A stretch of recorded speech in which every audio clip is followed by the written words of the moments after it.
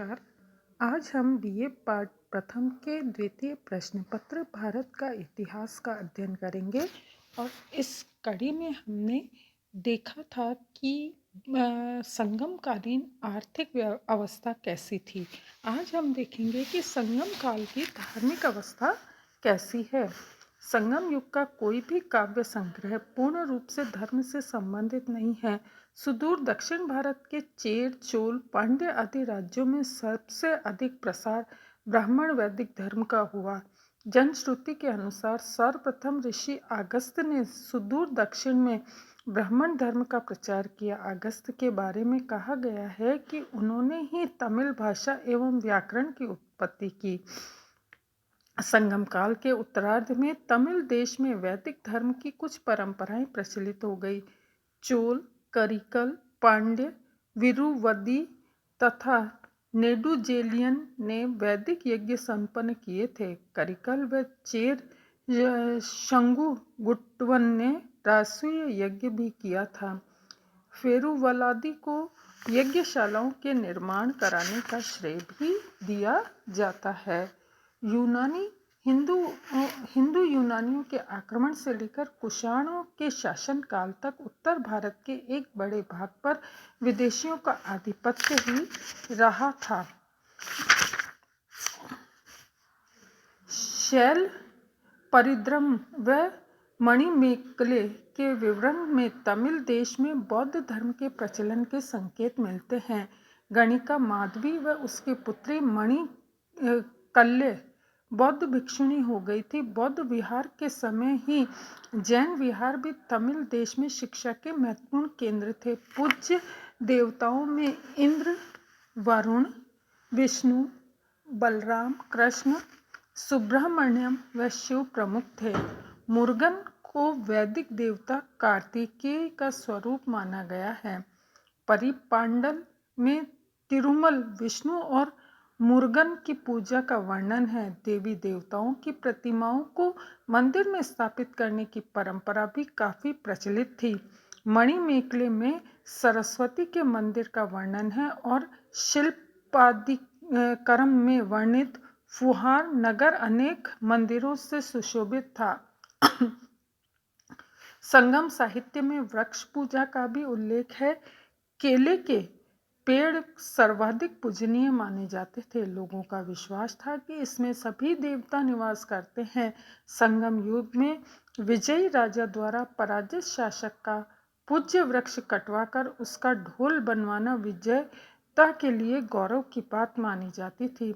युद्ध में वीरगति पाने वाले शूरवीरों को बहुत सम्मान दिया जाता था और उनके स्मारक पत्थर स्थापित किए जाते थे जिन पर उनके नाम और उपलब्धियों के विवरण भी दिखाई देते हैं।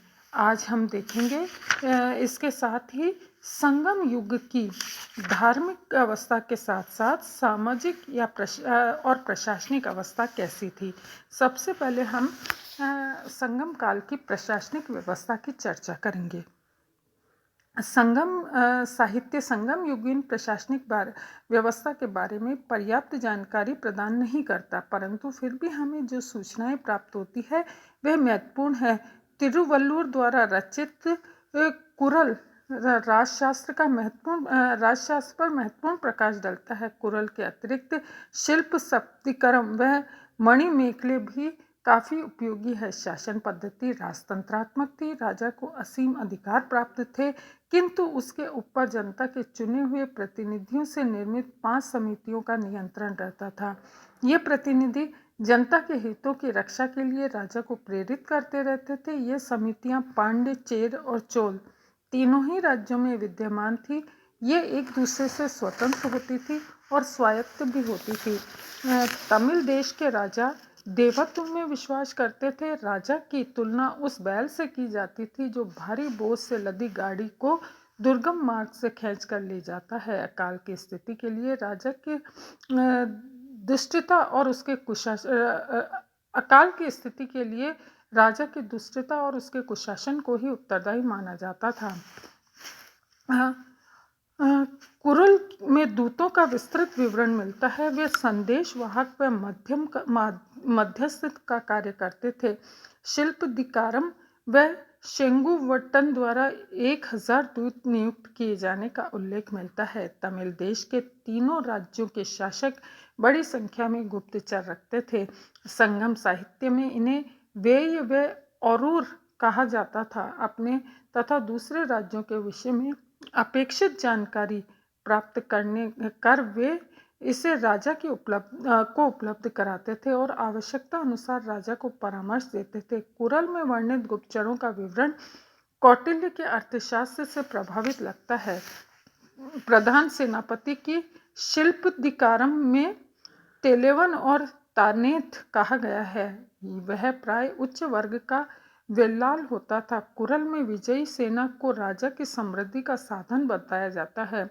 पेशेवर लड़ाकू कबीले भी थे जिन्हें सेना में भर्ती किया जाता था। संगम युग के प्रसिद्ध चोल शासक करिकल की नौसेना ने श्रीलंका पर विजय प्राप्त की। इससे स्पष्ट होता है कि तमिल राज्यों के पास शक्तिशाली नौसेना हुआ करती थी। युद्ध में व्यापक हिंसा, लूट, तोड़फोड़, फसलों को नष्ट करना तथा पराजित को बंदी बनाना आम बातें थी। जीते हुए क्षेत्रों तथा लूट की संपत्ति को राजा अपने सामंतों, सेनानायकों, संबंधियों आदि में बांट देता था। युद्ध बंदियों के साथ अमानवीय व्यवहार किया जाता था। बंदी बनाई गई स्त्रियों को दासी, रखेल आदि बना लिया जाता था। विजेता पराजित का राजमुकुट छीनकर उसे नुपुर के रूप में पैर में पहनता था। इस प्रकार संगम काल की प्रशासनिक स्थिति सुदृढ़ थी और जो है वो न्याय व्यवस्था बहुत कठोर थी। इति नमस्कार।